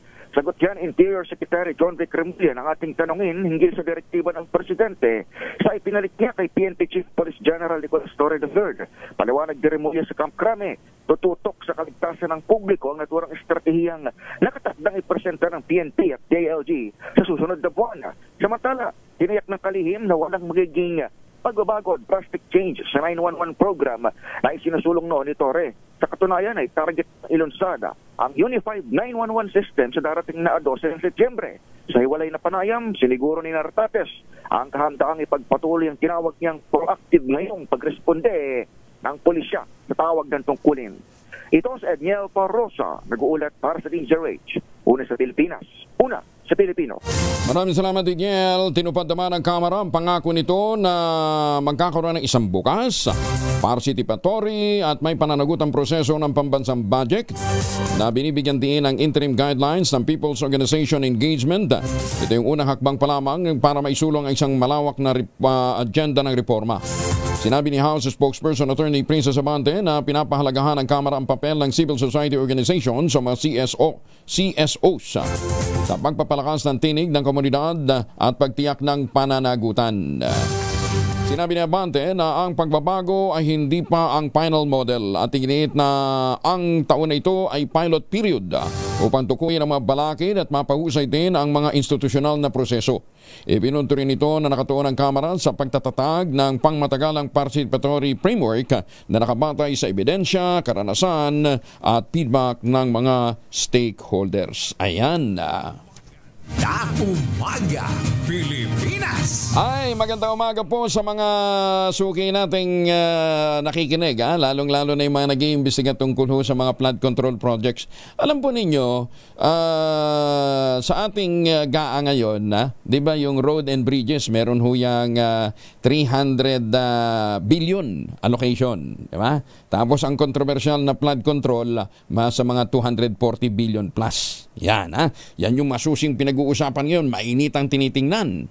Pero alam ba ninyo na sa regular program, meron din hong tinatawag na convergence. At yung convergence na yan, nasa ilalim din po ng pamamahala ng DPWH at hindi masyadong napag-uusapan, ang budget dyan ay 500 billion pesos. Anong nandyan? Ito po yung mga access road, airport, road to the airport, road to port, road to tourism sites, road to my farm, road to my business. Yan, dyan ho. Dyan din ho pumapasok yung basic infra program. Halimbawa yung pagbubukas ng mga kalye. Yan, dyan din pumabagsak yung drainage. At dyan ho ay may mga contractor din. Hindi kaya mas maraming ghost project dito po sa convergence? Ako naman nagtatanong lang kasi 500 billion yan. Oo. At alam ba ninyo, yan ay nasa pamamahala din ng DPWH. Namumroblema daw ho kasi ngayon yun, ang grupo ho ng, kung tawagin nila ay Mafia, si Wonder Woman, si Robin, at saka si Batman, namumroblema sila. Kasi, for 2026, yung 500 billion for convergence, naging 200 billion na lang. Hala, paano na lang ang commitment nila? Kay Kong at kay Sen. Maganda umaga, Pilipinas! Karamihan ng 3.6 billion peso DPWH project sa Batangas First District kinupo ng iilan lamang sa 30 mga kontraktor. Ayon po kay Congressman Leviste. Detalye na balita mula kay Giselle Ricaport, RH15. Giselle, good morning. Giselle? Giselle. 10 mga kontraktor sa unang distrito ng Batangas ang kumabig umano sa karamihan sa 3.6 na bilyong piso mga proyekto ng DPWH ngayong taon. Ito ang sinabi ni Batangas First District Representative Leandro Leviste sa pagtatanong ng DZRH sa press conference niya sa Batangas City. Ayon sa bagitong mambabata, sinabi umano ng pinaaresto niyang district engineer na nakausap na niya ang malalaking kontratista sa distrito at willing daw silang magpadala ng suporta o lagaya. Pakinggan natin si Congressman. May iilan sa mga contractor na ito who have cornered the lion's share of the projects. At nakausap na daw ni DE yung mga malalaking mga contractor dito. At sabi po ni DE ay yung mga contractors who have cornered the lion's share of the 3.6 billion pesos of DPWH projects in 2025 of the First District of Batangas ay nagsabi na sa kanya na willing silang magpadala ng suporta para sa aking mga programa. Pero idiniin ni Leviste na hindi yung district engineer at contractor ang mastermind sa mga umano'y peking bidding sa DPWH project sa unang distrito ng Dalawigan.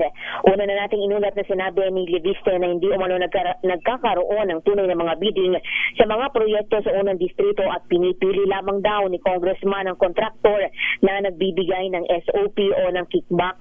Sabi ng kongresista, sinabi ni Dia Bilardo Calalo na hindi umano sila sa district engineering office ang nakipag-ugnayan o nakikipag-ugnayan sa mga kontraktor kung minsan mas malalaking tao umano ang nasa likod o pasimuno ng questionable bidding pero tumanggi na siyang pangalanan.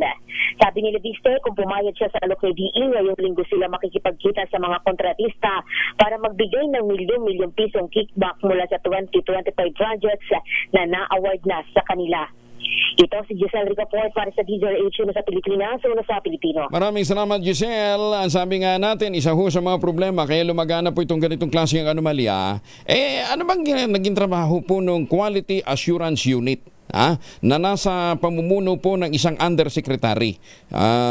Nasa ilalim yata ito ni Undersecretary Cabral. Tapos meron pa silang tinatawag na CIPSES o Contractors Performance Evaluation System. Meron pang PACMA, PCMA, Project and Contract Management Application. Ayan yan may mga proseso sana para magkaroon ng check and balance. Bakit may mga ghost project?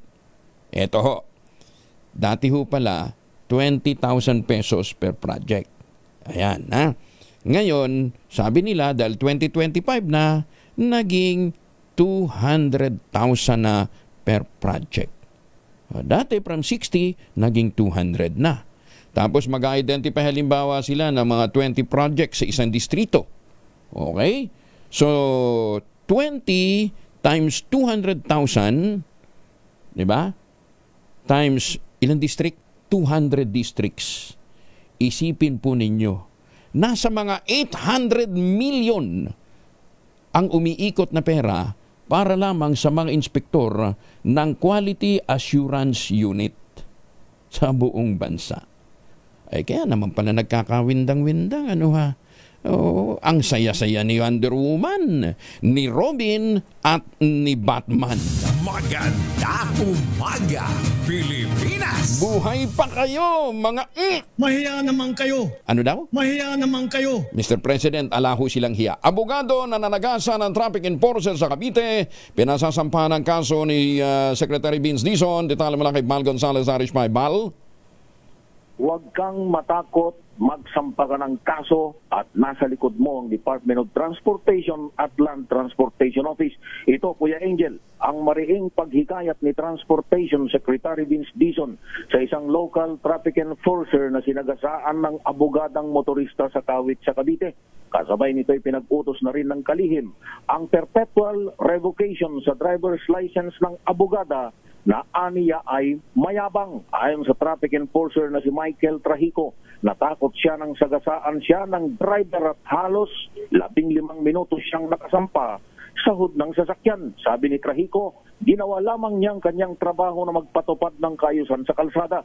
Dahil dito, plano na ngayon ng DOTR at LTO ang shame campaign o pagsasapubliko sa mga pangalan ng mga abusado at pasaway na mga driver, lalo na ang mga matitindi ang paglabag sa batas trapiko. Ako si Bal Gonzales, DJ Ray, una sa Pilipinas, una sa Pilipino. Bal, anong pangalan ni attorney? Hindi na pinangalanan ko yan. Ay, dapat pangalanan. Baka siya baka naman driver niya yan. Siya bang nagdadrive ng kotse at the time? Kitang-kita ng driver, Kuya Angel, na mismong yung abogado, nagpakilala pa raw eh. Ano pakilala pa si attorney? Kaya ang sabi ni Secretary Dizon, hindi porket ikaw ay abogado, ay meron ka ng lisensyang managasa. Kaya ngayon, harapin mo. Sabi ni Secretary Dizon, harapin mo itong mga kasong isasampa laban sa'yo. Dapat madisbar yan. Oo.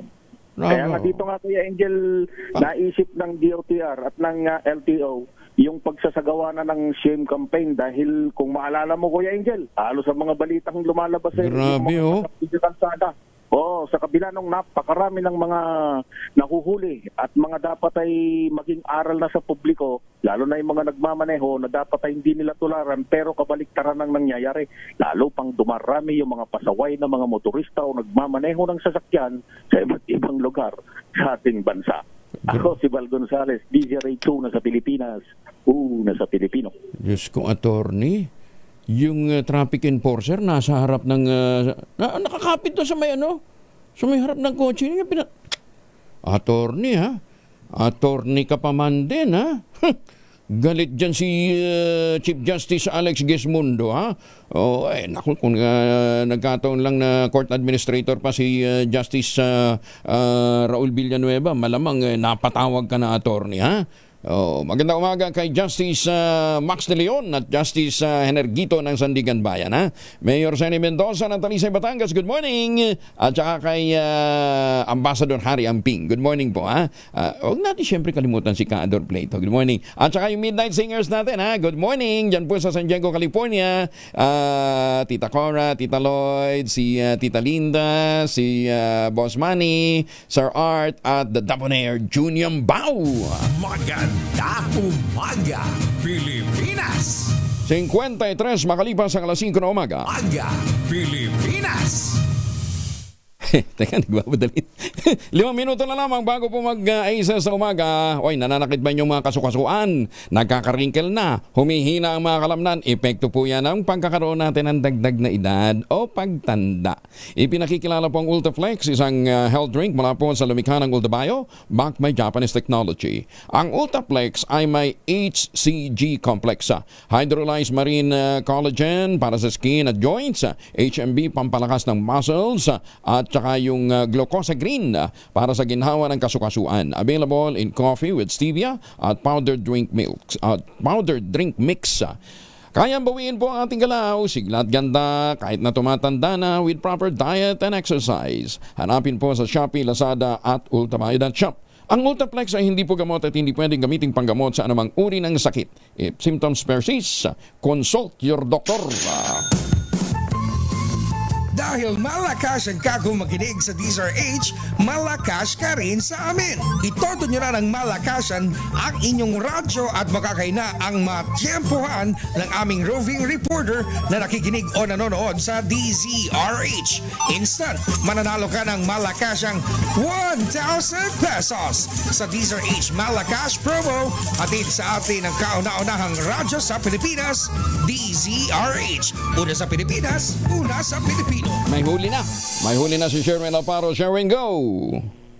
Yes, Kuya Angel, sa paglalakad nga natin dito sa 787 Zone 86 dito sa Road 15 sa Pavia Estate dito sa Santa Ana, Maynila, ay talagang makaka-tsempo ka ng swerte.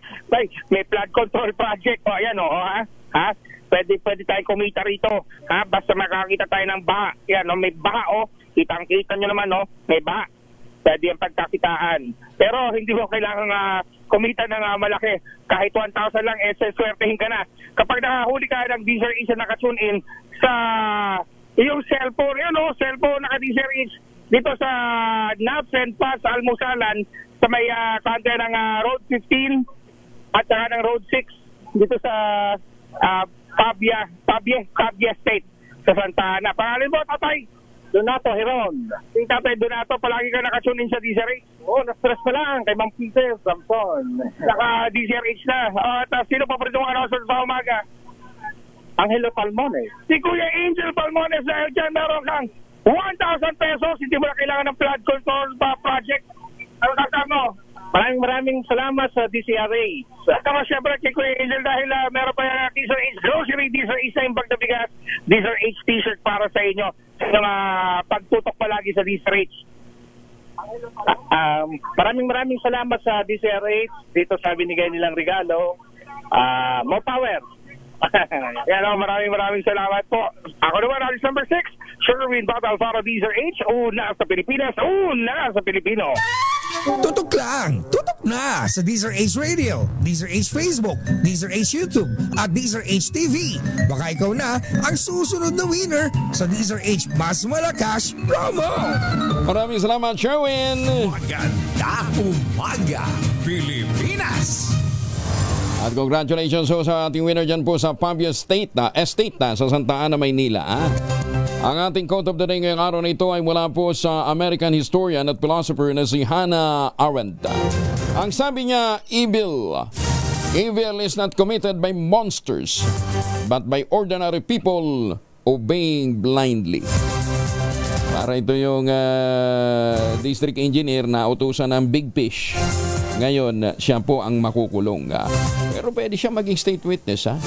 At marami din ho sa ating mga kababayan ang pwedeng maging state witness. Tumestigo ho kayo sa pang-abuso sa gamit ho ng pondo ng bayan na nanggagaling po sa buwis na ating pinagpapaguran. Kuya Angel po, si Angelo Palmones nag-iwan sa inyo sa magandang umaga. Magtanim tayo ng kawayan para sa kabuhayan at kalikasan. Magandang umaga, Pilipinas! 2 por 2 sa TCS Balita, susunod na.